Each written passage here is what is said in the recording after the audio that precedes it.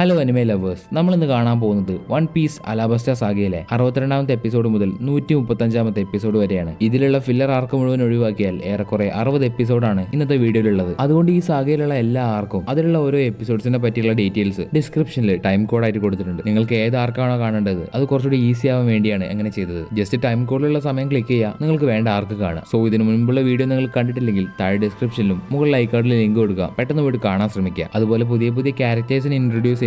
പേരെടുത്ത് പറയത്തക്ക വിധം നല്ലൊരു വില്ലൻ ഉണ്ട്. സോ ഒരു ഓവറോൾ നോക്കുവാണെങ്കിൽ ഈ ഒരു സാഗ നല്ലതായിട്ട് ചെയ്തു വെച്ചിട്ടുണ്ട്. അതുകൊണ്ട് എപ്പിസോഡ് കാണാത്തവരൊക്കെ പെട്ടെന്ന് പോയിട്ട് കണ്ടിട്ട് നിങ്ങൾക്കുള്ള സംശയങ്ങളൊക്കെ കമന്റ് ആയിട്ട് അറിയിക്കാം. അതുപോലെ വീഡിയോ ഇഷ്ടപ്പെട്ടാൽ ലൈക്ക് ചെയ്യുക. തുടർന്നുള്ള വീഡിയോസ് കാണാൻ വേണ്ടി സബ്സ്ക്രൈബ് കൂടെ ചെയ്യണേ. എന്നാ anime lovers, once again welcome back to anime exposure.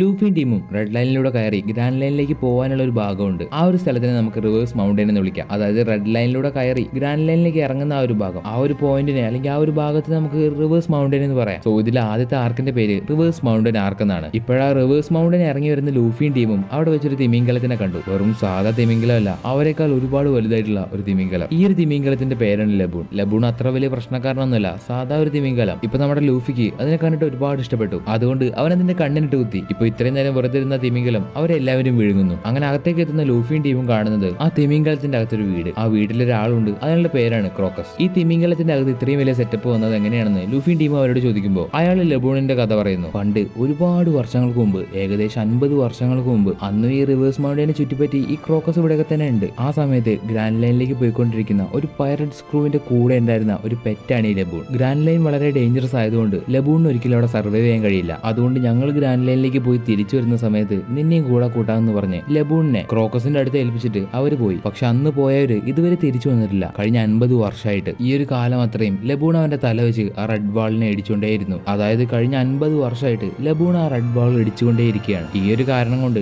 ലബൂണിന്റെ തല മുഴുവൻ മുറിയാണ്. അതുകൊണ്ട് ലബൂണിനെ ട്രീറ്റ് ചെയ്യാൻ വേണ്ടിയാണ് ക്രോക്കസ് അവന്റെ അകത്തൊരു വീട് കെട്ടി അതിന്റെ അകത്ത് നിന്ന് തന്നെ ലബൂണിന് വേണ്ട മരുന്നും ഇഞ്ചക്ഷനൊക്കെ കൊടുക്കുന്നത്. അങ്ങനെ ലബൂണിനെ പറ്റിയുള്ള കഥകളൊക്കെ കേൾക്കുന്ന ലൂഫിയും ടീമിനും എല്ലാ കാര്യവും മനസ്സിലാവുന്നു. ഈ ഒരു സമയത്ത് miss Wednesday and mister nine എന്ന് പറയുന്ന രണ്ടുപേര് ലബൂണിനെ കൊല്ലാൻ വേണ്ടി അവിടേക്ക് വരുന്നു. അതിന് കാരണം ഇവർ വരുന്ന വില്ലേജിൽ അധികം ഭക്ഷണമൊന്നുമില്ല. അതുകൊണ്ട് ഈ ഒരു അവസ്ഥയിൽ ഇവർക്ക് ലബൂണിനെ കിട്ടിയാൽ അടുത്ത 2 വർഷത്തേക്ക് ഇവർക്ക് ഭക്ഷണമൊന്നും വേണ്ടി വരില്ല. ഇങ്ങനെയൊക്കെ പ്ലാൻ ചെയ്ത് ഇവർ ലബൂണിനെ കൊല്ലാൻ പോകുമ്പോൾ ലൂഫിയുടെ ടീം അവരെ അടിച്ച് കപ്പലിൽ കെട്ടിയിടുന്നു. അതിനുശേഷമാണ് ലൂഫിയും ലബൂണും തമ്മിൽ ഫൈറ്റ് ചെയ്യുന്നത്. കാരണം ലബൂൺ ഇനിയും റെഡ് ബാൾ ഇടിച്ചുകൊണ്ടേയിരിക്കും. അങ്ങനെ പരിക്ക് പറ്റി ലബൂൺ മരിക്കുകയും ചെയ്യും. അതുകൊണ്ട് ലൂഫി അതിന്റെ കൂടെ ഫൈറ്റ് ചെയ്തിട്ട് പറയും, നീ ഇവിടെ തന്നെ ഉണ്ടാവണം. ഒരു ദിവസം ഞാൻ സ്ട്രോങ് ആയി തിരിച്ചു വന്ന് നിന്റെ കൂടെ ഫൈറ്റ് ചെയ്യും. അന്ന് നീ ഇവിടെ ജീവനോടെ ഉണ്ടായിരിക്കണം. അതുകൊണ്ട് നീ ഇനി റെഡ് ബാൾ അടിക്കാൻ പാടില്ല എന്ന് പറഞ്ഞ് ലൂഫി ലബൂണുമായിട്ട് ഒരു പ്രോമിസ് ഇടും. അതിനുശേഷം ലൂഫി ക്രോക്കസിനോട് അവരുടെ ക്രൂവിലേക്ക് ജോയിൻ ചെയ്യാൻ ആവശ്യപ്പെടും. കാരണം അയാളൊരു ഡോക്ടറാണ്. ഇപ്പൊ ലൂഫിയുടെ ക്രൂവിൽ ഒരു ഡോക്ടർ ഇല്ല. പക്ഷെ ക്രോക്കസ് അതിന് സമ്മതിക്കില്ല. കാരണം അയാൾക്ക് ഒരുപാട് വയസ്സായി. അതിനുശേഷം നാമി അടുത്ത സ്ഥലത്തേക്ക് പോകാൻ വേണ്ടി അവളുടെ കോമ്പസ് നോക്കുമ്പോൾ ആ കോമ്പസ് ശരിയായിട്ട് പ്രവർത്തിക്കില്ല. അത് വെറുതെ കിടന്ന് കറങ്ങിക്കൊണ്ടേയിരിക്കും. അപ്പൊ ക്രോക്കസ് പറയും, ഗ്രാൻഡ് ലൈനിൽ ഇതുപോലത്തെ കോമ്പസ് ഒന്നും വർക്കാവില്ല. അതിന് പകരം നിങ്ങൾക്ക് ലോഗ് പോസ് വേണം, എങ്കിലേ ഇവിടെ സർവൈവ് ചെയ്യാൻ പറ്റുള്ളൂ. ഈ ലോഗ് പോസ് എന്താന്ന് വെച്ചാൽ സാധാ ഈ east blue, north blue, south blue അവിടെയൊക്കെ പോകണമെങ്കിൽ നോർമൽ ഒരു കോമ്പസ് ഉണ്ടായാൽ മതി. കാരണം അവിടെയുള്ള മാഗ്നറ്റിക് ഫീൽഡ് ഒക്കെ ഒരേപോലെ ആയിരിക്കും. പക്ഷെ ഗ്രാൻഡ് ലൈനിൽ അത് നേരെ തിരിച്ചാണ്. ഇവിടെ ഓരോ ഐലൻഡിലും ഓരോ മാഗ്നറ്റിക് ഫീൽഡ് ആയിരിക്കും. ആ ഒരു പ്രശ്നം പരിഹരിക്കാൻ വേണ്ടിയാണ് ലോഗ് പോസ്. നമ്മൾ ലോഗ് പോസ് വെച്ച് ഒരു ഐലൻഡിലേക്ക് കയറിയാൽ ആ ലോഗ് പോസ് ആ ഐലൻഡിലുള്ള മാഗ്നറ്റിക് ഫീൽഡ് റെക്കോർഡ് ചെയ്ത് കൃത്യമായിട്ട് പ്രവർത്തിക്കും. പക്ഷെ ഈ ലോഗ് പോസ് വെച്ച്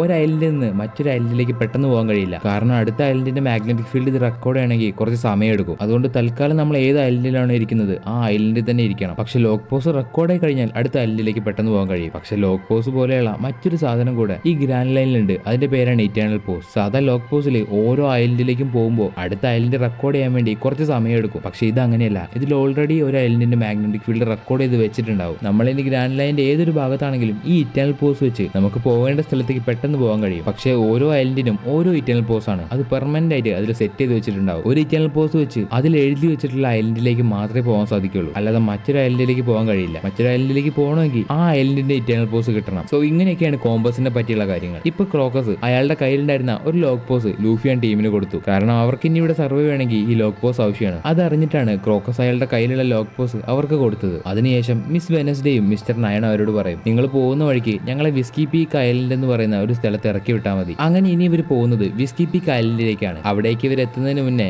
മിസ് വെനസ്ഡേയും മിസ്റ്റർ നയനും അവരുടെ കപ്പലിൽ നിന്ന് രക്ഷപ്പെട്ടു പോകുന്നു. അതിനുശേഷമാണ് ഇവർ ആ ഐലൻഡിലേക്ക് എത്തുന്നത്. അവിടേക്ക് എത്തുന്ന ലൂഫിയൻ ടീമിനെ അവിടെയുള്ള ആൾക്കാർ മുഴുവൻ വളരെ സന്തോഷത്തോടെ അവിടേക്ക് സ്വാഗതം ചെയ്യും. അതിനെന്താ പ്രശ്നം എന്ന് ചോദിച്ചാൽ സാധാരണ പൈററ്റ്സിനെ ജനങ്ങൾക്കൊക്കെ പേടിയാണ്. കാരണം ജനങ്ങളെ കൊള്ളയടിക്കുന്ന ആൾക്കാരാണ് ഈ പൈററ്റ്സ്. അങ്ങനെയുള്ള ഒരു അവസ്ഥയിൽ ഈ ഐലൻഡിലുള്ള ആൾക്കാർ ഇവരെ സ്വാഗതം ചെയ്യുമ്പോൾ ലൂഫിക്ക് ടീമിനും അത്ഭുതമാവുന്നു. ഇതേ സമയത്ത് ആ നാടിന്റെ മേയർ അവിടേക്ക് വരുന്നു. ഇയാളുടെ പേരാണ് ഇഗരം. ഇയാൾ ലൂഫിയോടും ടീമിനോടും പറയും, ഇവിടെ വരുന്ന പൈററ്റ്സിനെല്ലാം ഞങ്ങൾ പാർട്ടി കൊടുക്കും, അതുകൊണ്ട് ഇന്ന് രാത്രി നിങ്ങൾക്ക് ഇവിടെ പാർട്ടി ഉണ്ട്. അങ്ങനെ അന്ന് രാത്രി ലൂഫിയും ടീമും നല്ലതുപോലെ പാർട്ടിയൊക്കെ എൻജോയ് ചെയ്തു. ലൂഫി ഒരുപാട് ഭക്ഷണം കഴിച്ച് അവനും ബോധം കെട്ട് കിടന്നുറങ്ങും. അതുപോലെ നാമിയും സോറയും ഒരുപാട് കുടിച്ചിട്ട് ബോധം പോയിട്ടുണ്ടാവും. ആക്ച്വലി പാർട്ടിക്ക് ശേഷം ഇവരുടെ എല്ലാവരുടെയും ബോധം പോയിട്ടുണ്ട്. ഈ ഒരു സമയത്താണ് ഇഗരം പോയിട്ട് മിസ്റ്റർ നയനെയും മിസ് വെനസ്ഡേയും കാണുന്നത്. സോ ഇയാളാണ് ഇവർ രണ്ടുപേരെയും ലബൂണിനെ കൊല്ലാൻ വേണ്ടി പറഞ്ഞയച്ചത്. കാരണം ഇവരുടെ വില്ലേജിൽ ഫുഡില്ല. ഇവരുടെ അടുത്ത് ആകെ ഉണ്ടായിരുന്ന ഫുഡ് ഉപയോഗിച്ചിട്ടാണ് ലൂഫിക്കും ടീമിനും പാർട്ടി നടത്തിയത്. പക്ഷേ അതിന് വ്യക്തമായിട്ടൊരു പ്ലാൻ ഉണ്ട്. ലൂഫിയുടെ ബൗണ്ടി ഇപ്പൊ 30 മില്യൺ ആണ്. അതുകൊണ്ട് അവനെ പിടിച്ചെടുത്ത് ആ പൈസ വെച്ച് ഇവർക്ക് ഫുഡ് വാങ്ങാൻ തീരുമാനത്തിലാണ് ഇവർ ഇങ്ങനെയൊക്കെ ചെയ്തത്. അങ്ങനെ മേയർ ലൂഫിയും ടീമിനെയും പിടിക്കാൻ വേണ്ടി എല്ലാവരോടും പറയുന്ന സമയത്താണ് ഇവർ ഈ പറഞ്ഞ കാര്യങ്ങൾ മുഴുവൻ സോറോ കേൾക്കുന്നത്. എന്നിട്ട് സോറോ അത്രയും വില്ലേജേഴ്സിനെ അടിച്ചു തോൽപ്പിക്കുന്നു. ഈ ഒരു സമയത്താണ് പുറത്തുനിന്ന് 2 സ്ട്രേഞ്ചേഴ്സ് വന്ന് ഇവരെ അറ്റാക്ക് ചെയ്യുന്നത്.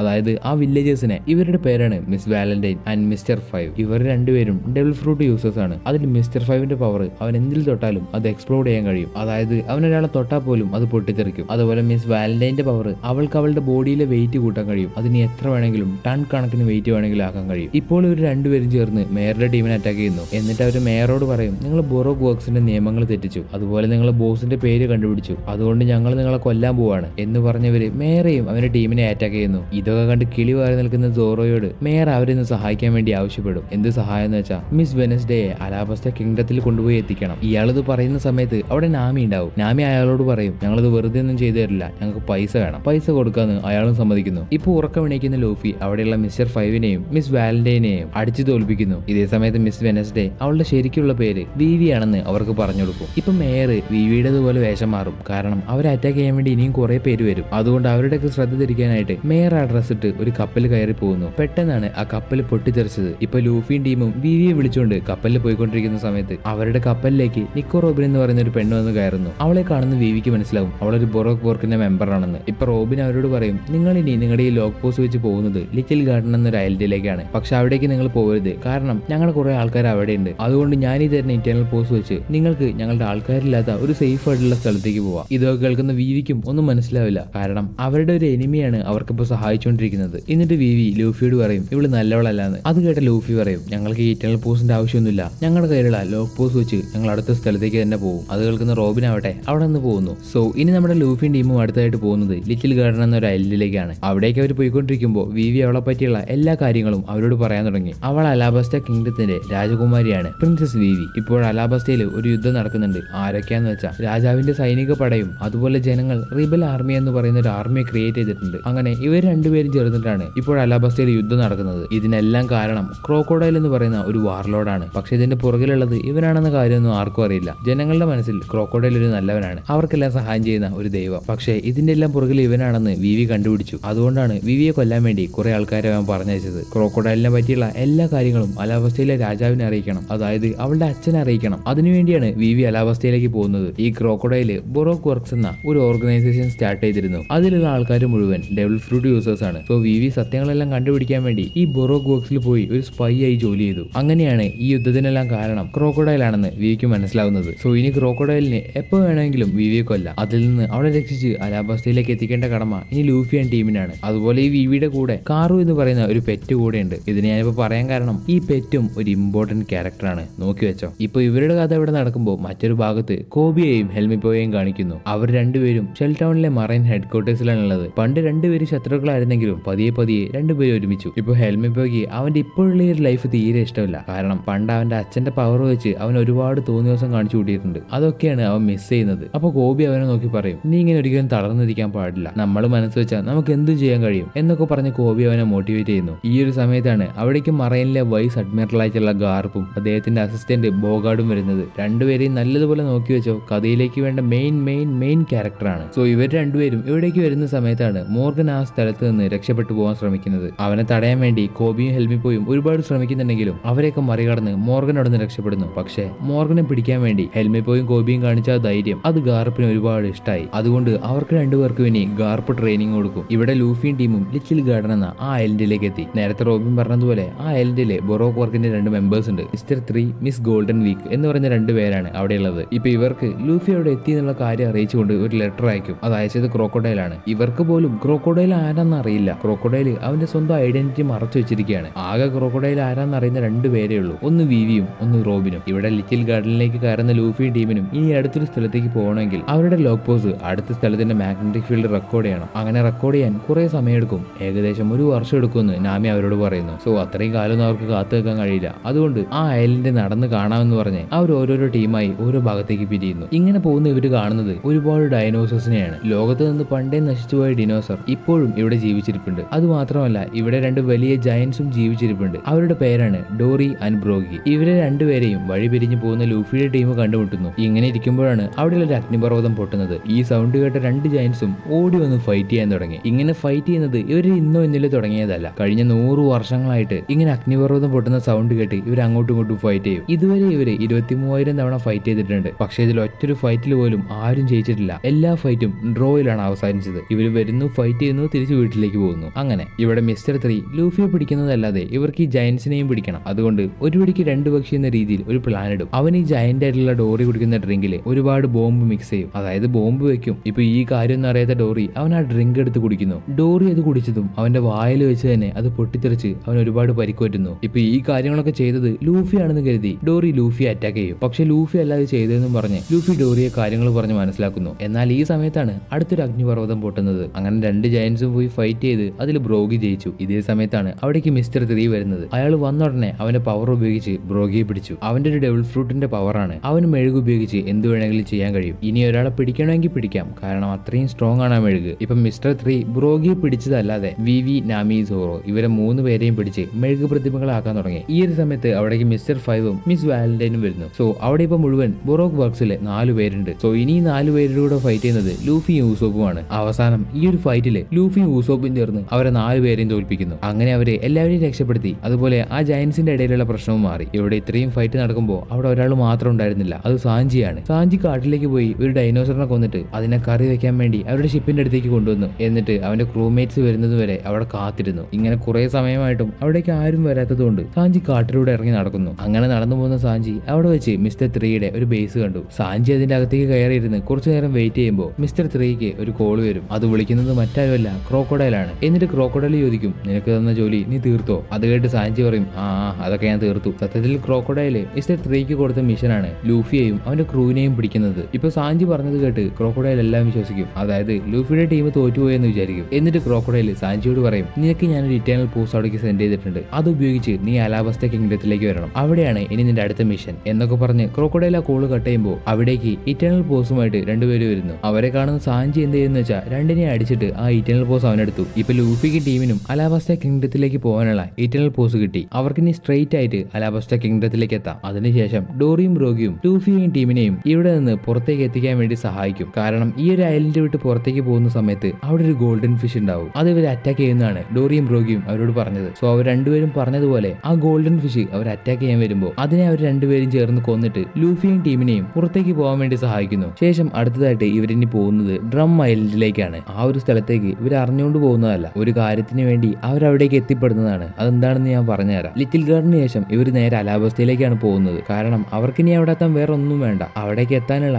ഇറ്റേണൽ പോസ് സാഞ്ചി സംഘടിപ്പിച്ചു കൊടുത്തിട്ടുണ്ട്. അത് വെച്ച് അവർക്കിനി നേരിട്ട് അലാബസ്റ്റയിലേക്ക് പോവാം. അങ്ങനെ ഇവര് അലാബസ്റ്റയിലേക്ക് പോകുന്ന സമയത്താണ് നാമിക്ക് കടുത്ത പനി വരുന്നത്. പനി വന്നിട്ട് അവൾക്കൊരു അടി പോലും അനങ്ങാൻ കഴിയാത്തൊരവസ്ഥ. ഇതിന് കാരണം ലിറ്റിൽ ഗാർഡനിൽ വെച്ച് അവളെ ഒരു ബഗ് കടിച്ചു, ഒരു ചെറിയ ജന്തു. പക്ഷെ ആ ഒരു ചെറിയ ജന്തു മതി ഒരാളെ ഈ ഒരു അവസ്ഥയിലാക്കാൻ. സോ നാമിക്ക് വയ്യാത്ത ഈ ഒരു അവസ്ഥയിൽ ഇവർ അടുത്തുള്ള ഒരു ഐലൻഡിലേക്ക് പോകാൻ തീരുമാനിച്ചു. അവിടെ ചെന്ന വല്ല മെഡിക്കൽ സപ്പോർട്ടും കിട്ടി നാമിയെ രക്ഷിക്കാൻ പറ്റും എന്ന ഒരു ചിന്തയിലാണ് ഇവർ ഇനി അവിടേക്ക് പോകാൻ നിൽക്കുന്നത്. പക്ഷെ ഈ ഒരു സമയത്ത് മറ്റൊരു പൈററ്റ്സ് ക്രൂ വന്ന് ഇവർ അറ്റാക്ക് ചെയ്യും. ആ ക്രൂവിന്റെ ക്യാപ്റ്റന്റെ പേരാണ് വേർപോൾ. അവനൊരു ഡെവിൾ ഫ്രൂട്ട് യൂസറാണ്. അവന്റെ ഡെവിൾ ഫ്രൂട്ടിന്റെ പവർ എന്താന്ന് വെച്ചാൽ അവൻ എന്ത് വേണമെങ്കിലും തിന്നാൻ കഴിയും. അതിന് ഇരുമ്പായാലും മരമായാലും കല്ലായാലും അവൻ തിന്നും. അങ്ങനെ തിന്നുന്ന സാധനം അവന് തിരിച്ച് ഒരു വെപ്പണാക്കി മാറ്റാനും കഴിയും. അങ്ങനെ മാറ്റുന്ന വെപ്പൺസ് യൂസ് ചെയ്തിട്ടാണ് ഇവൻ ഫൈറ്റ് ചെയ്യുന്നത്. അതിന് പുറമെ ഇവന്റെ ക്രൂവിൽ ഒരുപാട് ആൾക്കാരുണ്ട്. പക്ഷെ അവനിനി എന്തൊക്കെ ഉണ്ടെന്ന് പറഞ്ഞാലും നമ്മുടെ ലൂഫിയും ടീമും അവനെ തോൽപ്പിച്ച് അടുത്തുള്ള ഐലൻഡിലേക്ക് പോകുന്നു. സോ ഈ ഒരു ഐലൻഡാണ് നമ്മൾ നേരത്തെ പറഞ്ഞ ഡ്രം ഐലൻഡ്. ഈ ഒരു ഐലൻഡിന്റെ പ്രത്യേകത എന്താണെന്ന് വെച്ചാൽ ഇവിടെ എപ്പോഴും മഞ്ഞാണ്. ഇപ്പൊ അവിടേക്ക് എത്തുന്ന ലൂഫിയും ടീമിനെയും ആ നാട്ടിലുള്ള ജനങ്ങൾ തടഞ്ഞു വെച്ചിട്ട് ഇനിയൊരടി മുന്നോട്ടേക്ക് വന്നാൽ നിങ്ങളെ അറ്റാക്ക് ചെയ്യും എന്നൊരു രീതിയിലേക്ക് മാറി. പക്ഷെ ഈ ഒരു അവസ്ഥയിൽ അവർക്ക് ഇനി എങ്ങോട്ടും പോകാനില്ലാത്തതുകൊണ്ട് ലൂഫിയും ബാക്കിയുള്ളവരൊക്കെ മുട്ടുകുത്തി നിന്ന് അവരോട് കാര്യം പറയും, ഞങ്ങൾ ഒരിക്കലും നിങ്ങൾ ഉപദ്രവിക്കാൻ വന്നതല്ല, ഞങ്ങളുടെ ക്രൂവിലുള്ള ഒരാൾക്ക് ഇപ്പോൾ തീരെ വയ്യ, അതുകൊണ്ട് എത്രയും പെട്ടെന്ന് ഞങ്ങൾക്ക് മെഡിക്കൽ ട്രീറ്റ്മെന്റ് വേണം എന്നൊക്കെ പറയുന്നത് കേട്ടിട്ട് ആ നാട്ടിലുള്ള ജനങ്ങൾ അവരകത്തേക്ക് കയറാൻ സമ്മതിച്ചു. എല്ലാ ജനങ്ങളുടെ കൂട്ടത്തിലും ഒരു ലീഡർ ഉണ്ടാവും. അതുപോലെ ഇവരുടെ നാട്ടിലെ ലീഡർ, അതായത് ഈ നാടിനെ സംരക്ഷിക്കുന്ന ഒരു പ്രൊട്ടക്ടർ എന്ന് വേണമെങ്കിൽ പറയാം, അങ്ങനെയുള്ള ഒരാളാണ് ഡാൾട്ടൺ. ഇയാളുടെ സമ്മതത്തോടു കൂടിയാണ് ഇവർ ഈ നാട്ടിലേക്ക് കയറാൻ സമ്മതിച്ചത്. സോ ഡാൾട്ടൺ ഒരു നല്ല മനുഷ്യനാണ്. അയാൾ ലൂഫിയും ടീമിനെയും സഹായിക്കാമെന്ന് പറഞ്ഞ് തന്റെ സ്വന്തം വീട്ടിലേക്ക് അവരെ കൂട്ടിക്കൊണ്ടുപോയിട്ട് ഈ നാടിനെ പറ്റിയുള്ള കാര്യങ്ങൾ വിശദമായിട്ട് പറഞ്ഞു കൊടുക്കുന്നു. ഈ നാട്ടിൽ ഒരേ ഒരു ഡോക്ടറേ ഉള്ളൂ, പക്ഷെ അവർ താമസിക്കുന്നത് മലയുടെ മുകളിൽ ഒരു കൊട്ടാരത്തിലാണ്. ഈ നാട്ടിലുള്ള ജനങ്ങൾ മുഴുവൻ അവരെ കണ്ട് പേടിക്കും, കാരണം അവർക്ക് 140 വയസ്സുണ്ട്. ഇത് കേട്ട് ആരായാലും പേടിച്ചു പോയില്ലേ, ഒരു പ്രേതാണെന്ന് വരെ വിചാരിച്ചു പോകും. അത് തന്നെയാണ് ആ നാട്ടുകാർക്കും. എന്നിട്ട് ഡാൾട്ടൺ ലൂഫിയോട് പറയും, ഈ ഒരു സമയത്ത് അതിന്റെ മുകളിലേക്ക് കയറാൻ ഒരുപാട് കഷ്ടമാണ്, കാരണം മഞ്ഞും കാറ്റും നല്ലതുപോലെ അടിക്കുന്നുണ്ട്. അതുകൊണ്ട് മുകളിലേക്ക് പോകുന്നത് ഇത്തിരി ഡേഞ്ചറാണ്. പക്ഷെ ലൂഫിക്ക് ഇതൊക്കെ എന്ത് ഡേഞ്ചർ, തന്റെ ക്രൂവിന് വേണ്ടി ഇതിലും വലിയ മല ചാടി കടക്കും, പിന്നെയല്ലേ ഈ ഒരു ചെറിയ മല എന്നൊരു രീതിയിൽ ലൂഫി നാമിയെ എടുത്തുകൊണ്ട് മല കയറാൻ തുടങ്ങി. ഇപ്പൊ നാമി ഊസോപ്പും ഡാൾട്ടനോട് ചോദിക്കും, ഇവിടെ എന്താ ഡോക്ടർമാർ അധികം ഇല്ലാത്തതിന്റെ കാരണം. അതിന് ഡാൾട്ടൻ അവരുടെ ഈ ഒരു ഐലൻഡിന്റെ പഴയ കഥ പറയും. ഈ ഒരു ഐലൻഡിന്റെ പഴയ രാജാവാണ് വാപ്പോൾ. ആരാണെന്ന് മനസ്സിലായില്ലേ? സോ ഇയാൾ എന്താ ചെയ്തതെന്ന് വെച്ചാൽ ആ നാട്ടിലുള്ള മുഴുവൻ ഡോക്ടേഴ്സിനെയും അയാളുടെ പരിധിയിൽ കൊണ്ടുവന്നു. അവിടെയുള്ള ജനങ്ങൾക്ക് എന്തെങ്കിലും അസുഖം വന്നാൽ ഇയാളുടെ അടുത്ത് ചെന്ന് പെർമിഷൻ വാങ്ങണം, എന്നാൽ മാത്രമേ ഡോക്ടറിനെ കാണാൻ പറ്റുള്ളൂ. എന്തൊരവസ്ഥ! ഇയാൾക്കൊരു ചെറിയൊരു പ്ലാൻ ഉണ്ട്. ആ നാട്ടിലുള്ള ജനങ്ങൾ മുഴുവൻ ഇയാളുടെ കാലിലേക്ക് വന്ന് വീഴണം. അതായത് ഏതൊരു കാരണവശാലും ഒരുത്തം പോലും ഇയാൾക്കെതിരെ പ്രവർത്തിക്കാൻ പാടില്ല. സത്യം പറഞ്ഞാൽ പുള്ളിക്കാരന് റെസ്പെക്ട് വേണം, അത് പിടിച്ചു വലിച്ചു തന്നെ വാങ്ങണം. ഇങ്ങനെ ഇയാൾ വളരെ സന്തോഷത്തോടെ നാട് ഭരിച്ചുകൊണ്ടിരിക്കുന്ന സമയത്താണ് പെട്ടെന്നൊരു ദിവസം ബ്ലാക്ക് ബിയർഡ് പൈററ്റ്സ് വന്ന് ആ നാടിനെ അറ്റാക്ക് ചെയ്ത് അയാളെ തോൽപ്പിക്കുന്നത്. സോ ഈ ഒരു കാരണം കൊണ്ട് ഒരു പൈററ്റ് ആവാൻ വേണ്ടി വേപ്പോൾ അയാളുടെ ആൾക്കാരെയും അയാളുടെ കൂടെയുള്ള ഡോക്ടേഴ്സിനെയും കൊണ്ട് കടലിലേക്ക് സവാരി ചെയ്യാൻ പോകുന്നു. ഇങ്ങനെ ഈ കഥയൊക്കെ കേട്ട് കഴിയുന്ന ഊസോപ്പിനും വീവിക്കും വേപ്പോൾ ആരാന്ന് മനസ്സിലായി. ഇവരിവിടേക്ക് വന്ന സമയത്ത് ഇവരുടെ കൂടെ ഫൈറ്റ് ചെയ്യാൻ വന്ന ആ ഒരു പൈററ്റ് തന്നെ. ഇതേ സമയത്ത് ലൂഫിയും നാമിയും അവരുടെ കൂടെ തന്നെ സാഞ്ചിയുണ്ട്. ഇവര് 3 പേരും ചേർന്ന് കഷ്ടപ്പെട്ട് മഞ്ഞുമല കയറുന്നു. ലൂഫിക്ക് ഇപ്പൊ എന്ത് ചെയ്തിട്ടായാലും നാമിയെ രക്ഷിക്കണം. ഇപ്പോഴാണ് വേൾപൂളിനെ കാണിക്കുന്നത്. അവൻ അവസാനം ഡ്രം ഐലൻഡിലേക്ക് എത്തി. കാരണം ഇത്രയും നാളും ഈ നാട്ടിലേക്ക് വരാനുള്ള വഴി അറിയാതെ അവൻ കടലിലൂടെ തേരാപാര നടക്കുകയായിരുന്നു. എങ്ങനെയോ കഷ്ടപ്പെട്ട് വഴിയൊക്കെ കണ്ടുപിടിച്ച് അവൻ ഇപ്പോൾ ഇവിടേക്ക് എത്തി. അവിടേക്ക് എത്തിയ വാപ്പോള് വിളംബരം ചെയ്യാൻ തുടങ്ങി. പ്രിയപ്പെട്ട ജനങ്ങളെ, നിങ്ങളുടെ സ്വന്തം രാജാവ് തിരിച്ചു വന്നിരിക്കുന്നു. അതുകൊണ്ട് ഇനി മുതൽ നിങ്ങൾ എനിക്ക് വേണ്ടി പണിയെടുക്കണം. എന്നാൽ വേൾപൂൾ ഇനി ഒരിക്കലും രാജാവാകാൻ പാടില്ല എന്ന് പറഞ്ഞ് ഡാൾട്ടൺ അവന്റെ ആൾക്കാരുടെ കൂടെ ഫൈറ്റ് ചെയ്യുന്നു. ഈ ഒരു സമയത്താണ് അവിടേക്ക് ലൂഫിയൻ ടീം എത്തിയ കാര്യം വേൾപൂൾ അറിയുന്നത്. ഉടനെ ലൂഫിയെ തോൽപ്പിക്കാൻ വേണ്ടി വേൾപൂൾ അവനെ തേടി പോകുന്നു. ഈ ഒരു സമയത്ത് നാമിയെ എടുത്തുകൊണ്ട് മഞ്ഞുമല കയറിക്കൊണ്ടിരിക്കുന്ന ലൂഫിക്കും സാജിക്കും നേരെ കാറ്റും മഞ്ഞും നല്ല ഫോഴ്സിൽ വരുന്നത് കൊണ്ട് അവർക്ക് പരിക്ക് പറ്റി. പക്ഷെ എങ്ങനെയൊക്കെയോ ലൂഫി കഷ്ടപ്പെട്ട് നാമിയും സാജിയും പിടിച്ച് മഞ്ഞുമലയുടെ മുകളിലെത്തി, അതായത് ആ കൊട്ടാരത്തിന്റെ അടുത്ത്. പക്ഷേ നിർഭാഗ്യവശാൽ ലൂഫിയുടെ ബോധം പോയി. ഇങ്ങനെ ഒരു 3 പേരും തളർന്നു പോകുമ്പോൾ അവരെ സഹായിക്കുന്ന ഡോക്ടറാണ് ഡോക്ടർ കുറേഹ. ഡോക്ടറിന്റെ കൂടെ ഒരു അസിസ്റ്റന്റ് ഉണ്ട്, പേര് ടോണി ചോപ്പർ. ഒരു ചെറിയ ക്യൂട്ടായ റെയിൻഡിയർ. പക്ഷെ പുള്ളിക്കാരന് ആൾക്കാർ തന്നെ റെക്കോണെന്ന് വിളിക്കുന്നതാണ് ഇഷ്ടം. അതെന്താണെന്ന് നമുക്ക് പോകെ മനസ്സിലാക്കാം. സോ ഡോക്ടറിന്റെ അസിസ്റ്റന്റ് ആണ് ചോപ്പർ. അങ്ങനെ ഇവർ 2 പേരും ചേർന്ന് ലൂഫിക്കും നാമിക്കും സാജിക്കും ട്രീറ്റ്മെന്റ് കൊടുത്തു. ശേഷം കുറച്ച് കഴിയുമ്പോൾ ആദ്യം ബോധം വരുന്ന നാമിയോട് ഡോക്ടർ കാര്യങ്ങളെല്ലാം പറഞ്ഞു കൊടുക്കും. നിന്നെ ഒരു ചെറിയ പ്രാണി കടിച്ചിട്ടാണ് നിനക്ക് ഇതുപോലെയൊക്കെ ആയത്. കുറച്ചു നേരം കൂടി കഴിഞ്ഞിരുന്നെങ്കിൽ നീ മരിച്ചു പോയേനെ. പക്ഷെ എന്തോ ഭാഗ്യത്തിന് നീ ഇവിടെ എത്തിയതുകൊണ്ട് രക്ഷപ്പെട്ടു എന്ന് കുറേഹ പറയുന്നു. ഇതേ സമയത്ത് ബോധം വരുന്ന ലൂഫിയും സാജിയും വിശപ്പ് കൊണ്ട് ആദ്യം കാണുന്ന ചോപ്പറിനെ തന്നെ ഒരു സാധാ റെയിൻഡിയർ ആണെന്ന് കരുതി പിടിച്ചു തിന്നാൻ വേണ്ടി പുറകെ പോകുന്നു. പക്ഷെ കുറച്ചു കഴിയുമ്പോൾ ക്യൂട്ട് ചോപ്പർ ഒരു ബീസ്റ്റ് ചോപ്പറായിട്ട് മാറി രണ്ടിന്റെയും തലമണ്ട അടിച്ചു പൊട്ടിക്കും. എന്നാലും ലൂഫിയും സാഞ്ചിയും പേടിപ്പിക്കുന്നതുകൊണ്ട് ചോപ്പർ അവിടെ നിന്ന് ഓടിപ്പോയി. അപ്പൊ ലൂഫി സാഞ്ചിയോട് പറയും, നമുക്ക് എന്തായാലും ഇവനെ നമ്മുടെ ക്രൂവിൽ ചേർക്കണമെന്ന്. ഇവിടെ നാമി കുറേഹയോട് ചോപ്പറിനെ പറ്റിയുള്ള കാര്യം ചോദിക്കും. ഈ റെയിൻഡിയർ എന്തിനങ്ങനെ ആൾക്കാരെ കാണുന്ന സമയത്ത് പേടിച്ച് മാറിപ്പോകുന്നത്, അതുപോലെ ഇവൻ സംസാരിക്കുന്നുണ്ട്, നിങ്ങൾക്ക് എവിടുന്ന ഇവനെ കിട്ടിയത് എന്നൊക്കെ നാമി ചോദിക്കുമ്പോൾ കുറേഹ ചോപ്പറിന്റെ കഥ നാമിക്ക് പറഞ്ഞു കൊടുക്കും. ചോപ്പർ ജനിച്ച സമയത്ത് അവൻ എല്ലാ റെയിൻഡിയേഴ്സിനെയും പോലെ സാധാ ഒരു റെയിൻഡിയർ ആയിരുന്നു. പക്ഷെ മറ്റ് റെയിൻഡിയേഴ്സിനെ പോലെ അല്ലായിരുന്നു അവന്റെ മൂക്ക്. അവന്റെ മൂക്കിന്റെ നിറം ഒരു ബ്ലൂ കളർ ആയതുകൊണ്ട് ബാക്കിയുള്ള റെയിൻഡിയേഴ്സ് ഒക്കെ അവൻ അകറ്റി നിർത്തി. അതിനുശേഷം ഒരു ദിവസം ചോപ്പർ ഒരു ഡബിൾ ഫ്രൂട്ട് തിന്നു. അതോടെ ചോപ്പറിന്റെ രൂപം മാറി. അവനൊരു മനുഷ്യനെ പോലെയായി. അതായത് മനുഷ്യന് റെയിൻഡിയർ ചേർന്ന ഇപ്പോഴത്തെ അവന്റെ രൂപത്തിലേക്കായി. ഇത് കാരണം അവന്റെ ആ ഒരു ഫാമിലി, അവന്റെ ആ ഒരു റെയിൻഡിയർ ഗ്രൂപ്പ് അവനെ പുറത്താക്കി. അതായത് അവരിലേക്ക് ഇനി ഒരിക്കലും വരാൻ പാടില്ല എന്ന് പറഞ്ഞ് അവനെ അടിച്ചു ഓടിച്ചു. ആദ്യം ചോപ്പർ ഒരു മോൺസ്റ്ററിനെ പോലെയുള്ള ഒരു വലിയ രൂപത്തിലായിരുന്നു ഉണ്ടായിരുന്നത്. ആ രൂപത്തിൽ അവനെ കാണുന്ന മനുഷ്യര് അവനെ ഷൂട്ട് ചെയ്യാനും അവനെ കൊല്ലാനും ശ്രമിച്ചു. അങ്ങനെ ഒരു ദിവസം മനുഷ്യരെ ആക്രമിച്ച് മരിക്കാറായി കിടക്കുന്ന ചോപ്പറിനെ ഹീർലുക്ക് എന്ന് പറയുന്ന ഒരു ഡോക്ടർ രക്ഷപ്പെടുത്തി. ഈ ഹീർലുക്ക് ഒരു ഒറിജിനൽ ഡോക്ടർ അല്ല, ഒരു ഫ്രോഡുലന്റ് ഡോക്ടറാണ്. അതായത് കാര്യങ്ങളെല്ലാം അറിയാം എന്ന് പറഞ്ഞ ആൾക്കാരെ പറ്റിച്ച് നടക്കുന്ന ഒരു ഡോക്ടർ. പക്ഷേ ഹീർലുക്കിന് ഡോക്ടേഴ്സ് ചെയ്യുന്ന ഫസ്റ്റ് എയ്ഡായിട്ടുള്ള കാര്യങ്ങളൊക്കെ അറിയാം. എന്നാലും പുള്ളിക്കാരൻ ഡോക്ടറാണെന്നാണ് വില്ലേജിലെ ആൾക്കാർക്കൊക്കെ വിശ്വാസം. അവർക്ക് ആവശ്യമുള്ള ചെറിയ സമയത്തൊക്കെ ഹീർലുക്ക് അവരെ പോയി സഹായിക്കും. അതിനുശേഷം രക്ഷപ്പെട്ട ചോപ്പർ ഹീർലുക്കിന്റെ കൂടെ അങ്ങ് താമസാക്കി, ഒരു അസിസ്റ്റന്റിനെ പോലെ. ഹീർലുക്കിന് അവന്റെ മനസ്സിലൊരു ആഗ്രഹമുണ്ട്, അതായത് അവനൊരു പ്രൊജക്ട് ചെയ്യണം. ആ പ്രൊജക്റ്റ് ആണ് ഈ നാട്ടിലുള്ള ജനങ്ങൾ സന്തോഷിക്കാത്തതുകൊണ്ടാണ് അവർക്ക് ഓരോ അസുഖങ്ങൾ വരുന്നത്. അതിനു പകരം അവർ സന്തോഷത്തോടെ ഇരിക്കുകയാണെങ്കിൽ അവർക്കൊരു അസുഖം വരില്ല എന്നാണ് ഹീർലുക്കിന്റെ ഒരു വിശ്വാസം. ഹീർലുക്കിന്റെ ആഗ്രഹപ്രകാരം അവർക്ക് സന്തോഷം കിട്ടണമെങ്കിൽ അവിടെ ചെറി ബ്ലോസം വരണം. പക്ഷെ ചെറി ബ്ലോസം ഒരിക്കലും ഈ മഞ്ഞിൽ നടക്കില്ല. അത് നടക്കാത്തൊരു കാര്യമാണ്. പക്ഷെ ഇങ്ങനെ നടക്കാത്ത കാര്യത്തെ നടത്തി കാണിച്ചു കൊടുക്കുന്നതാണ് ഹീർലുക്കിന്റെ ഈ പ്രൊജക്ട്. ആ ഒരു പ്രൊജക്ടിന് വേണ്ടി ചോപ്പറും അയാളെ സഹായിക്കും. ഈ ടോണി ചോപ്പർ എന്ന പേര് അയാളാണ് ഇവന് വെച്ചത്. അത് കഴിഞ്ഞൊരു ദിവസം ഹീർലുക്ക് അയാൾക്ക് വേണ്ടി ഒരു ഫ്ലാഗ് ഡിസൈൻ ചെയ്യും. എന്നിട്ട് ചോപ്പറിന് കാണിച്ചു കൊടുത്തിട്ട് പറയും, ഇതാണ് നമ്മുടെ വിശ്വാസം. കടലിൽ പൈററ്റ്സ് ഫൈറ്റ് ചെയ്യുന്നത് അവർക്കൊരു വിശ്വാസം ഉണ്ടായതുകൊണ്ടാണ്. അതുപോലെ നമ്മളും നമ്മുടെ ഡ്രീമിന് വേണ്ടി പോരാടും. ഇങ്ങനെ പറഞ്ഞുകൊണ്ടാണ് അയാളുടെ ഫ്ലാഗ് ഡിസൈൻ ചെയ്തത്. ആ ഫ്ലാഗിന്റെ ഡിസൈൻ ഒരു തലയൊട്ടി, അതിന്റെ അപ്പുറത്തുപുറത്തൊക്കെ ആയിട്ട് കുറച്ച് ചെറിയ ബ്ലോസം. ഇതാണ് അവരുടെ ഫ്ലാഗ്, ഇതാണ് അവരുടെ വിശ്വാസം. പക്ഷെ ഒരു ദിവസം ഹീർലുക്കിന് ഒരു അസുഖം വന്നു. അത് അറിഞ്ഞ ഉടനെ ഹീർലുക്ക് നേരെ കുറേഹയുടെ അടുത്തേക്ക് പോയിട്ട് എനിക്ക് എന്താ അസുഖമുണ്ട്, അതുകൊണ്ടൊന്ന് ചെക്ക് ചെയ്ത് നോക്കാൻ വേണ്ടി പറയും. അങ്ങനെ ഹീർലുക്കിനെ ചെക്ക് ചെയ്ത് നോക്കുന്ന കുറേഹയ്ക്ക് അവന്റെ അസുഖം മനസ്സിലായി. നിനക്കിനി വെറും 10 ദിവസം മാത്രമേ ബാക്കിയുള്ളൂ, അത് കഴിഞ്ഞാൽ നീ മരിച്ചു പോകും എന്ന് കുറേഹ ഹീർലുക്കിനോട് പറയുമ്പോൾ ഹീർലുക്ക് അവളോട് പറയും, ഞാൻ മരിച്ചതിന് ശേഷം ചോപ്പറിനെ നിന്റെ കൂടെ നിർത്തണം. അവൻ എന്നിട്ട് മെഡിസിനെ പറ്റിയുള്ള കാര്യങ്ങളൊക്കെ പറഞ്ഞു കൊടുക്കണം. എനിക്ക് ഉറപ്പുണ്ട് അവന്റെ ദിവസം നല്ലൊരു ഡോക്ടറായിട്ട് മാറും. പക്ഷേ ഇവര് പറയുന്ന ഈ കാര്യങ്ങളൊക്കെ പുറത്തു നിന്ന് ചോപ്പർ കേട്ടു. എന്നിട്ട് ചോപ്പർ ഹീർലുക്കിനെ രക്ഷപ്പെടുത്താൻ വേണ്ടി ഒരു മരുന്ന് കണ്ടുപിടിക്കാൻ ഇറങ്ങും. അതായത് ഈ ഐലൻഡിലുള്ള എല്ലാ മരുന്നിന്റെ ഡീറ്റെയിൽസും ഹീർലുക്ക് ഒരു ബുക്കിൽ എഴുതി വെച്ചിട്ടുണ്ട്. അങ്ങനെ ഹീർലുക്കിനെ രക്ഷിക്കാൻ വേണ്ടി ചോപ്പർ ആ ബുക്ക് നോക്കുന്ന സമയത്ത് അതിലൊരു പേജിൽ മാത്രം ഒരു തലയൊട്ടിയുടെ സിമ്പിൾ ഉണ്ട്. സോ ഹീർലുക്ക് നേരത്തെ ഉണ്ടാക്കിയ ഫ്ലാഗിലെ ചിഹ്നം ഇത് തന്നെ. അത് കാണിച്ചു കൊടുത്ത് ഹീർലുക്ക് പറഞ്ഞതോ അത് നമ്മുടെ ഹോപ്പ് ആണെന്ന്. അപ്പൊ ചോപ്പർ വിചാരിച്ചത് ഈ സിമ്പിളിലുള്ള മരുന്ന് കൊടുത്താൽ ഹീർലുക്കിന് ജീവിതത്തിലേക്ക് തിരിച്ചു വരാൻ കഴിയുന്നതാണ്. അതുകൊണ്ട് ആ സിമ്പിളിലുള്ള മരുന്ന് തേടി ചോപ്പർ ഒരുപാട് ദൂരം പോകും. കഷ്ടപ്പെട്ട് മലയും കാടൊക്കെ കടന്ന് അവസാനം അവൻ തേടി വന്നൊരു മരുന്ന്, അതായത് ഒരു മഷ്റൂം അവൻ കണ്ടുപിടിക്കും. എന്നിട്ട് അത് പറിച്ചു കൊണ്ടുവന്ന് ഹീർലുക്കിനോട് പറയും, ഈ മഷ്റൂം നിങ്ങൾ തിന്നാൽ മതി, നിങ്ങളുടെ പ്രശ്നങ്ങളെല്ലാം മാറും. അത് കേട്ട് ഹീർലുക്ക് ചോപ്പറിനെ കെട്ടിപ്പിടിച്ചിട്ട് പറയും, നീ എനിക്ക് വേണ്ടി ഇത്രയും കാര്യങ്ങളൊക്കെ ചെയ്തില്ലേ, എനിക്ക് ഒരുപാട് സന്തോഷമായി എന്ന് പറഞ്ഞ് ഹീർലുക്ക് ആ മഷ്റൂം തിന്നുന്നു. ഇതേ സമയത്ത് വേൾപൂൾ അയാളുടെ കൂടെയുള്ള 20 ഡോക്ടേഴ്സിനും ഒരു വലിയ രോഗം വന്ന് അവരിപ്പം മരിക്കാറായ അവസ്ഥയിലാണ് എന്ന് പറഞ്ഞ് ആ നാട് മൊത്തം അറിയിക്കും. സത്യത്തിൽ ഈ 20 ഡോക്ടേഴ്സിനും യാതൊരു പ്രശ്നവുമില്ല. പക്ഷേ ഇതിങ്ങനെ പറഞ്ഞു നടക്കുന്നതിന്റെ കാരണം ഈ ഐലൻഡിൽ മുഴുവൻ 22 ഡോക്ടേഴ്സ് ഉണ്ട്. അതിൽ 20 ഡോക്ടേഴ്സ് മാത്രമേ വേൾപൂളിന് വേണ്ടി ജോലി ചെയ്യുന്നുള്ളൂ. ബാക്കിയുള്ള 2 പേരാണ് കുറേഹയും ഹീർലുക്കും. ഇവരെ 2 പേരെയും ആദ്യം വേൾപൂൾ അയാളുടെ കീഴിൽ വന്ന് ചേരാൻ വേണ്ടി ആവശ്യപ്പെട്ടു. പക്ഷെ ഇവർക്ക് 2 പേർക്കും അതിന് സമ്മതമല്ലായിരുന്നു. അതുകൊണ്ട് നാട്ടിൽ ഇങ്ങനെ ഒരു കാര്യം പറഞ്ഞു വരുത്തിയാൽ അവർ 2 പേരും ബാക്കിയുള്ള ഡോക്ടേഴ്സിനെ രക്ഷിക്കാൻ വേണ്ടി വേൾപൂളിന്റെ അടുത്തേക്ക് വരും. അങ്ങനെ അവിടേക്ക് വരുന്ന അവരോട് അവസാനമായിട്ട് വേൾപൂൾ അയാളുടെ കൂടെ ചേരാൻ വേണ്ടി ആവശ്യപ്പെടും. പക്ഷെ അതിന് അവർ സമ്മതിച്ചിട്ടില്ലെങ്കിൽ അവിടെ വെച്ച് അവരെ കൊല്ലാനാണ് വേൾപൂളിന്റെ പ്ലാൻ. ഇതിനു വേണ്ടിയായിരുന്നു 20 ഡോക്ടേഴ്സിന് വയ്യ എന്നൊരു പച്ചക്കള്ളം വേൾപൂൾ നാട് മൊത്തം പറഞ്ഞു വരുത്തിയത്. അങ്ങനെ ഡോക്ടേഴ്സിന് വയ്യ എന്നുള്ള കാര്യം ഹീർലുക്ക് അറിഞ്ഞു. അതുകൊണ്ട് ഹീർലുക്ക് ചോപ്പറിനോട് പറയും, ഈ 20 ഡോക്ടേഴ്സിനെയും ഞാൻ പോയി രക്ഷിക്കാൻ പോവാണ്. അവർക്ക് എന്തെങ്കിലും സംഭവിച്ചാൽ നമ്മുടെ നാടിന്റെ ഫ്യൂച്ചർ തന്നെ തകർന്നു പോകും എന്ന് പറഞ്ഞ് ഹീർലുക്ക് കൊട്ടാരത്തിലേക്ക് പോകുന്നു. അതിനുശേഷമാണ് ചോപ്പറിന്റെ അടുത്തേക്ക് കുറേഹ വരുന്നത്. കാരണം ഹീർലുക്ക് നേരത്തെ കുറേഹയോട് പറഞ്ഞതാണ്, താൻ മരിച്ചാൽ ചോപ്പറിനെ തനിച്ചാക്കരുത്, അവനെ നിന്റെ കൂടെ കൊണ്ടുപോയി ഒരു അസിസ്റ്റന്റ് ആക്കണമെന്ന്. അങ്ങനെ അസിസ്റ്റന്റിനെ കൊണ്ടുപോകാൻ വരുന്ന കുറേഹയോട് ചോപ്പർ പറയും, ഇനി അതിന്റെ ആവശ്യമില്ല, കാരണം ഞാൻ കണ്ടുപിടിച്ച ഈ മരുന്നുകൊണ്ട് അദ്ദേഹത്തിന്റെ രോഗമെല്ലാം മാറി എന്ന് പറഞ്ഞ് ചോപ്പർ ആ മഷ്റൂം കാണിച്ചു കൊടുക്കും. അത് കണ്ട് ദേഷ്യം പിടിക്കുന്ന കുറേഹ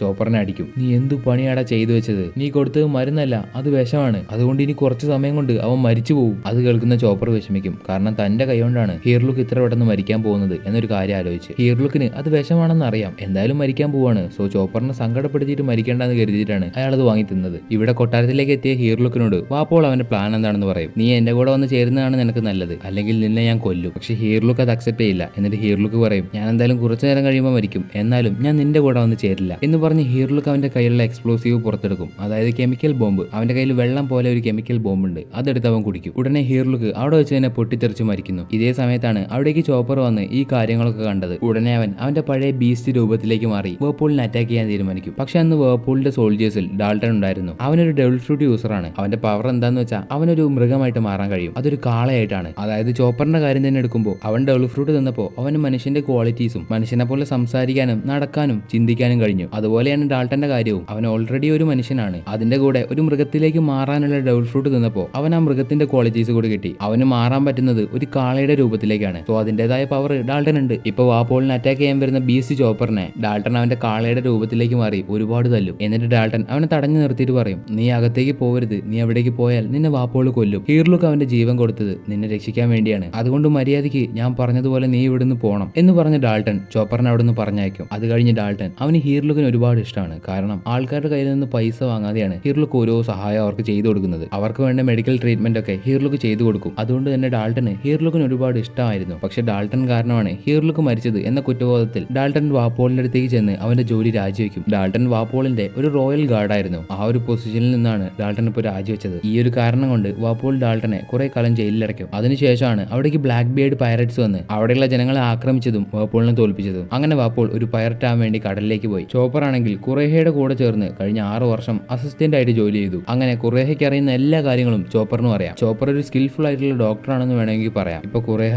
ഈ കഥ മുഴുവൻ ലൂഫി ആൻഡ് ടീമിനോട് പറഞ്ഞു തീരുമ്പോൾ ലൂഫിക്ക് ചോപ്പറിന് ഒരുപാട് ഇഷ്ടമായിട്ടുണ്ട്. ഇങ്ങനെ കാര്യങ്ങളൊക്കെ നടക്കുമ്പോഴാണ് ലൂഫിയെ തോൽപ്പിക്കാൻ വാപ്പോളും അവന്റെ ടീമും അവിടേക്ക് വരുന്നത്. വാപ്പോളിന്റെ ഒരേ ഒരു ലക്ഷ്യം ലൂഫിയെ തോൽപ്പിച്ചതിന് ശേഷം അവന്റെ പഴയ കൊട്ടാരവും അവന്റെ ആ സ്ഥാനവും വീണ്ടെടുക്കണം. അങ്ങനെ ലൂഫിക്കും വാപ്പോളിനിടയിലും ഒരു വലിയ ഫൈറ്റ് നടക്കുന്നു. വാപ്പോളിന്റെ കൂടെ വന്ന ആൾക്കാരുടെ കൂടെ ചോപ്പറും ഫൈറ്റ് ചെയ്യുന്നു. ഇതേ സമയത്ത് താഴെ വില്ലേജിൽ വാപ്പോളിന്റെ കുറച്ച് ആൾക്കാർ ജനങ്ങളെ ഉപദ്രവിക്കുന്നുണ്ടാവും. അവരെയൊക്കെ ഡാൾട്ടൻ അടിച്ചു തോൽപ്പിക്കും. എന്നിട്ട് വാപ്പോള് പിടിച്ചു വെച്ച 20 ഡോക്ടേഴ്സിനെ രക്ഷിക്കുന്നു. ഇവിടെ കൊട്ടാരത്തിൽ നടന്നുകൊണ്ടിരിക്കുന്ന ഫൈറ്റില് ചോപ്പർ അവന്റെ കൂടെ ഫൈറ്റ് ചെയ്തുകൊണ്ടിരുന്ന വാപ്പോളിന്റെ ആൾക്കാരെ തോൽപ്പിച്ചു. അതുപോലെ ലൂഫി കഷ്ടപ്പെട്ട് വാപ്പോളിനെയും തോൽപ്പിക്കുന്നു. അതിനുശേഷം പണ്ട് ഹീർലുക്കിന് ചെയ്തു തീർക്കാൻ പറ്റാതെ പോയ ആ പഴയ ചെറി ബ്ലോസത്തിന്റെ പ്രൊജക്ട് അതിപ്പോൾ ഡോക്ടർ കുറേഹ ചെയ്യുന്നു. അങ്ങനെ ആകാശത്ത് ചെറി ബ്ലോസത്തിന്റെ ക്ലൗഡ് വന്ന് അതെന്താ പറയാ ആകാശത്ത് നിന്ന് ചെറി ബ്ലോസം പെയ്യുന്നത് പോലെ ആ ഒരു പ്രതിഭാസം അവിടെ ഉണ്ടായി. ഇങ്ങനെ ഇത് കണ്ടിട്ട് ആ നാട്ടിലുള്ള ജനങ്ങൾ സന്തോഷിക്കുന്നു. ഇതായിരുന്നു സത്യത്തിൽ ഹീർലുക്കിന് വേണ്ടത്. ഇതായിരുന്നു അദ്ദേഹത്തിന്റെ ആഗ്രഹം. അതിനുശേഷം ചോപ്പർ ലൂഫിയുടെ ക്രൂവിലൊന്ന് ചേരും. കാരണം ചോപ്പറിനും ഒരു പൈററ്റ് ആവാൻ ആഗ്രഹമുണ്ട്. പണ്ട് ഹീർലുക്ക് ചോപ്പറിനോട് പറഞ്ഞിരുന്നു പൈററ്റ്സ് തങ്ങളുടെ ആഗ്രഹത്തിന് വേണ്ടി എന്തു ചെയ്യും, അതിന് ഏതറ്റം വരെയും പോകും, അങ്ങനെ ചെയ്യാൻ അവർക്കൊരു വിശ്വാസമുണ്ട് എന്നൊക്കെയാണ് ഹീർലുക്ക് ചോപ്പറിന് പറഞ്ഞു കൊടുത്തത്. അതുകൊണ്ട് ചോപ്പർ തന്റെ ആഗ്രഹത്തിന് വേണ്ടി തനിക്ക് ഒരു അഡ്വഞ്ചറിന് പോകാൻ ഇഷ്ടമായതുകൊണ്ട് ലൂഫിയുടെ ക്രൂവിലൊന്ന് ചേർന്നു. പിന്നെ നടക്കുന്നത് ഈ ഡ്രം ഐലൻഡിന്റെ രാജാവായിട്ട് അവർ ഡാൾട്ടനെ തെരഞ്ഞെടുത്തു. അവിടുത്തെ ജനങ്ങൾക്ക് എല്ലാവർക്കും ഡാൾട്ടൻ രാജാവാവുന്നതാണ് ഇഷ്ടം. അതുകൊണ്ട് അവർ ഡാൾട്ടനെ രാജാവാക്കി. അതിനുശേഷം ഡാൾട്ടനും കുറേഹയും ഒരുമിച്ച് നിൽക്കുന്ന സമയത്ത് ഡാൾട്ടന്റെ അടുത്തേക്ക് ഒരാൾ ഓടി വന്ന് ലൂഫിയുടെ വാണ്ടഡ് പോസ്റ്റർ കൊടുക്കും. അത് കാണുന്ന ഡാൾട്ടൻ നിനക്ക് ആരെ ഈ പോസ്റ്റർ തന്നതെന്ന് ചോദിക്കും. അതിന് അയാൾ പറയും കുറച്ച് ദിവസങ്ങൾക്ക് മുമ്പ് ഇവിടേക്ക് ഒരുത്തൻ വന്നിരുന്നു. അവൻ ഞങ്ങളോട് പറഞ്ഞു ഇവിടേക്ക് സ്ട്രോ ഹാറ്റ് ഇട്ടൊരു പയ്യൻ വന്നാൽ അവന് വേണ്ടി ഞാൻ അലാബസ്റ്റ കിങ്ഡത്തിൽ കാത്തിരിക്കുകയാണെന്ന് അവനോട് പറയണം. എന്റെ പേര് എയ്സ് ആണെന്ന് പറഞ്ഞാൽ അവന് മനസ്സിലാവും എന്ന് പറഞ്ഞ് അവൻ അവിടുന്ന് പോയി. ഈ ഒരു എയ്സിനെ എല്ലാവരും നോട്ട് ചെയ്ത് വെച്ചോളൂ. നമുക്ക് വളരെ ഇമ്പോർട്ടന്റ് ആയിട്ടുള്ള ഒരു ക്യാരക്ടറാണ്. അത്രേ ഉള്ളൂ, എല്ലാവരും നോട്ട് ചെയ്ത് വെക്കുക. സോ എയ്സ് ലൂഫിയെ അലാബസ്റ്റ കിങ്ഡത്തിൽ കാത്തിരിക്കുന്ന കാര്യം അവർക്ക് പറയാൻ പറ്റിയില്ല. അതിനു മുന്നേ ലൂഫിയും ടീമും ഇവിടെ നിന്ന് അലാബസ്റ്റയിലേക്ക് പോയി. അതുകൊണ്ട് ഇനി നമ്മൾ കാണാൻ പോകുന്ന അടുത്ത ആർക്കാണ് അലാബസ്റ്റ ആർക്ക്.